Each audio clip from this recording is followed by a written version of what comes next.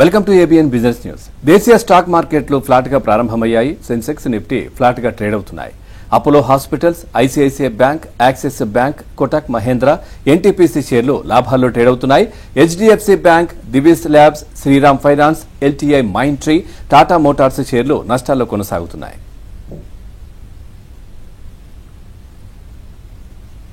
ఈ రోజు మార్కెట్స్ పై వారి విశ్లేషణ తెలియజేసేందుకు బిజినెస్ అనలిస్ట్ మాధవిరెడ్డి గారు లైవ్ లో సిద్ధంగా ఉన్నారు. గుడ్ మార్నింగ్ అమ్మా.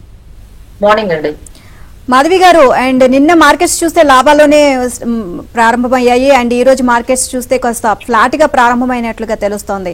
సో ఓవరాల్ గా ఈ రోజు మార్కెట్స్ పై మీ విశ్లేషణ ఏంటి? సో ఈ రోజు అయితే కొంచెం రేంజ్ బౌండ్ ఎక్స్పెక్ట్ చేయొచ్చండి. అంటే కొంచెం అంటే యాక్షన్ అయితే మీకు ఏమీ పెద్దగా కనిపించదు. So it will be flat కానీ లేకపోతే కొంచెం పాజిటివ్ గా కానీ స్లైట్ పాజిటివ్ గా కానీ ఉండే అవకాశాలు ఎక్కువ ఉన్నాయండి. ఎందుకంటే గిఫ్ట్ నిఫ్టీ కూడా ఈ రోజు మనకి ఫ్లాట్ గానే ఇండికేట్ ఇస్తుంది. అలానే యుఎస్ మార్కెట్స్ కూడా చాలా ఫ్లాట్ గా, అంటే they are expecting some CPI, US CPI అక్కడ కూడా ఇన్ఫ్లేషన్ రిపోర్ట్ ని ఎక్స్పెక్ట్ చేస్తున్నారు. సో ఆ రిపోర్ట్ వచ్చిన తర్వాత ఈ రోజు మేబీ ఆ రిపోర్ట్ రావచ్చు. So we can see some action tomorrow అండి. ఈ రోజుకైతే మాత్రం మార్కెట్స్ కొంచెం ఫ్లాట్ అండ్ రేంజ్ బౌండ్ లోనే ఉంటుందండి. సో మనకి రెసిస్టెన్స్ లెవెల్స్ అయితే మనకి 24,350, 24,500 అంటే ఈ 24,350 అనేది హోల్డ్ చేయగలిగితే మనం నెక్స్ట్ లెవెల్లో 24,500 కి వెళ్తామండి. But there is a support level at 24,100 and 24,200. And last week మనం చూసినట్లయితే మార్కెట్ వరుసగా అంటే మార్కెట్స్ లో అయితే ర్యాలీ అయితే కనిపించింది. సో ఈ వారం కూడా అంటే ఓవరాల్ గా ఈ వారం మనం మార్కెట్స్ చూస్తే భారీ ర్యాలీ కరెక్షన్ ఏమైనా చూడొచ్చు అంటారా? సో యాక్చువల్ గా అయితే పాజిటివ్ గానే కనిపిస్తుందండి. ఎందుకంటే డొమెస్టిక్ గా మనకి ఏంటంటే 7 lakh crores net direct taxes అనేది అంటే లాస్ట్ ఇయర్ మీద 23% ఎక్కువగా ఉందండి. ఆ తర్వాత మనకి నెక్స్ట్ పాజిటివ్ న్యూస్ ఏంటంటే మనకి ఇన్ఫ్లేషన్ అనేది బిలో 4% అండి. అంటే 3.54% కే మన ఇన్ఫ్లేషన్ అనేది, జులై ఇన్ఫ్లేషన్ అనేది మనకి ఇండికేట్ చేస్తుంది. So this is very much positive అండి. దీనివల్ల ఆర్బీఐ కూడా, ఎందుకంటే ఆర్బీఐ వాళ్ళు అదే చెప్తున్నారు, 4% కి బిలో గానీ సిపిఐ వచ్చినట్లయితే ఇన్ఫ్లేషన్ డెఫినెట్లీ రేట్ కట్ ఉంటుంది అని. సో ఈసారి అయితే రేట్ కట్ అయితే కంపల్సరీ ఉండేటట్టుగానే కనిపిస్తుందండి. ఎందుకంటే 5 year లోకి ఇన్ఫ్లేషన్ ఫిగర్స్ అనేవి వచ్చేసాయి. So this is a positive news అండి. సో దీని వల్ల మనం ఎప్పుడైనా ఏదైనా ఆపర్చునిటీ వస్తే బయింగ్ ఇన్ డిప్స్, అంటే ఏదైనా కొంచెం ఆపర్చునిటీ వస్తే మీకు బై చేసుకోవడమే బెటర్ అండి. సో పాజిటివ్ లెవెల్స్ చూసుకుంటూ మీరు ఏమైనా కొన్ని, అంటే రైల్వే స్టాక్స్ కానీ లేకపోతే you can go with oil and gas stocks, reality. అలానే ఈ ఇంట్రెస్ట్ రేట్స్ తగ్గించడం వల్ల మనకు కొంచెం బ్యాంకింగ్ అండ్ ఆటో ఇలాంటి కొన్ని సెక్టార్స్ లో కూడా కొంచెం మనకి పాజిటివిటీ అనేది కనిపిస్తుందండి. ఈ ఎఫ్ఐఎస్ సేల్స్ ఏ విధంగా ఉందండి? సో ఎఫ్ఐఐస్ అయితే మనకి August 5th, August 6th చాలా ఎక్కువగా సెల్ చేశారండి. అంటే 10,000 crores అండ్ 6th అయితే 11,000 crores ఇలా సెల్ చేసుకుంటూ వస్తున్నారు. నిన్న కూడా వాళ్ళు నెట్ సెల్లర్స్ గానే ఎఫ్ఐఐస్ ఉన్నారండి.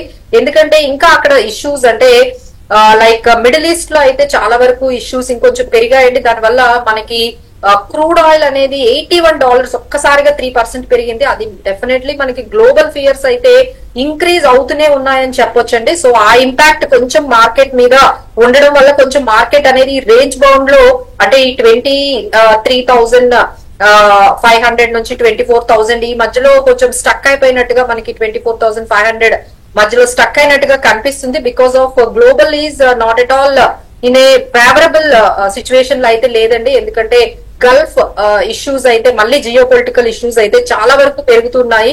దానివల్లే మనకి క్రూడ్ ఆయిల్ కూడా $81 ఒక్కసారిగా 3% పెరిగింది. అండ్ గోల్డ్ కూడా మీరు చూసినట్లయితే గోల్డ్ కూడా బాగా పెరిగింది. అండ్ బంగ్లాదేశ్ ఇష్యూకి సంబంధించి కూడా మన టెక్స్టైల్స్ మీద ప్రభావం చూపించింది కదా అండి, దీనికి సంబంధించి ఏం చెప్తారు?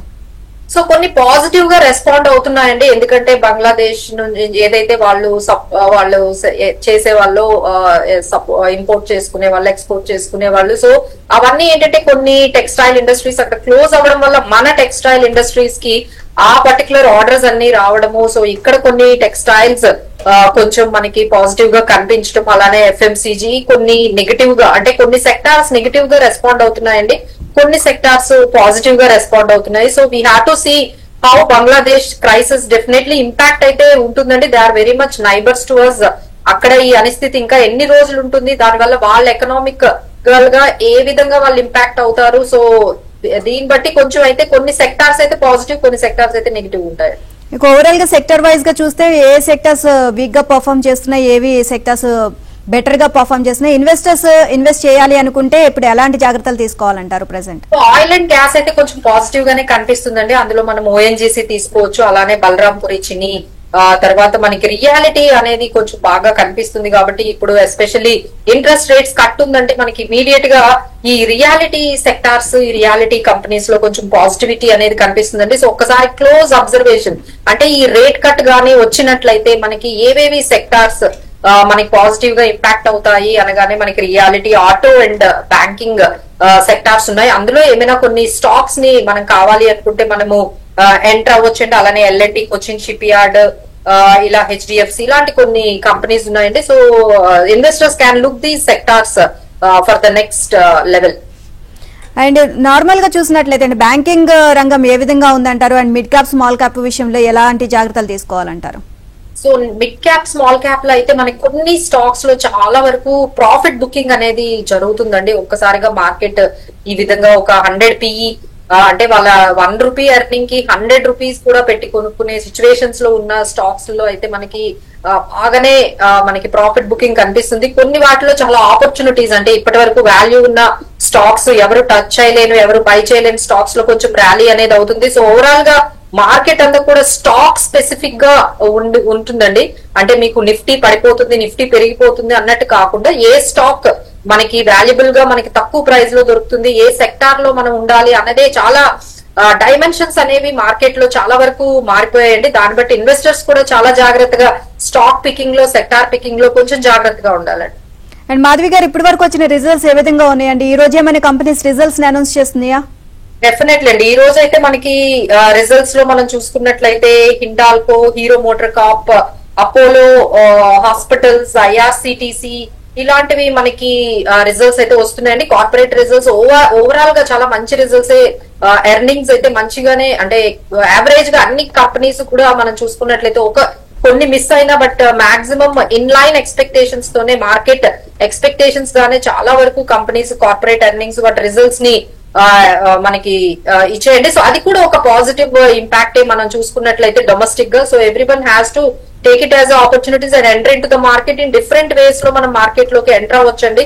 ఐదర్ మ్యూచువల్ ఫండ్స్ ఉన్నాయి, స్మాల్ కేస్ అనేవి ఒక కొత్త ప్రోడక్ట్స్ ఉన్నాయి, అలానే పిఎంఎస్ అనే ప్రోడక్ట్స్ ఉన్నాయి. ఇలా చాలా రకాలుగా మీరు ఈక్విటీలో ఎంటర్ అవ్వాలి అంటే don't do it like stock picking అంటే చాలా ఈ టైంలో కష్టం. కాబట్టి better you do with the diversification like mutual funds and as well as small case ఇలాంటివి రీటైలర్ ఇన్వెస్టర్స్ కొంచెం ఇలాంటి వాటి ద్వారా వెళ్తేనే బాగుంటుందండి, instead of getting in to trading and other